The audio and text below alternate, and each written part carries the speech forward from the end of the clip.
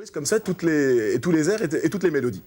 Bref, vous allez me dire, tout ça c'est bien gentil, mais où est-ce que je veux en venir? Je veux en venir que 9 ans plus tard, ce chant de ralliement, ce chant de captivité, va donner naissance au gorille. À 9 ans plus tard. 9 ans plus tard, en 1952, alors que Brassens commence à être pris en main par Jacques Canetti, grand découvreur de talent, il doit faire un album, son premier album, et il se souvient de cette mélodie qui s'appelle pada pada pada pada, et il fait le gorille. Et il se dit, tiens, Voilà, là, j'ai la clé du tube. C'est quand même un petit peu amusant de voir qu'une chanson écrite en captivité, en 1943, peut donner 9 ans plus tard Le Gorille, formidable chanson. Le Gorille, c'est un peu la carte d'identité de Brassens, sorti en 1952 avec La mauvaise réputation, sur le même album que La mauvaise réputation. Vous savez, cette mauvaise réputation, il dit que le matin du 14 juillet, il reste dans son lit douillet. Ça tombe bien.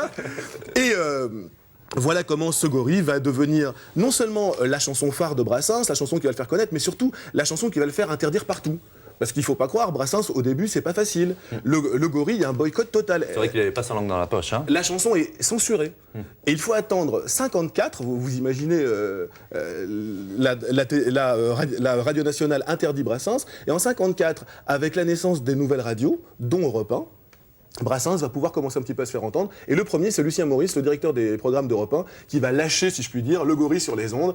Et voilà, ça va partir. Et le Gorille, aujourd'hui, ce chant formidable, cette formidable chanson, c'est un hymne contre la peine de mort absolument formidable. Cette chanson, aujourd'hui, n'a pas pris une ride. Elle a été chantée par tous. Même il y a Le Forestier qui reprend. Le Forestier qui l'a reprise sur scène au Casino de Paris il n'y a pas très longtemps. Et je voudrais finir par un petit mot de Le Forestier, qui résume, je crois, bien Brassens. Le Forestier dit de Brassens est un formidable vaccin contre la connerie. Il faut simplement faire un rappel tous les 20 ans. Voilà, donc vous savez ce qu'il vous reste à faire. Merci beaucoup Frédéric et encore une fois, bienvenue. Hein. Là, qu'on retrouve.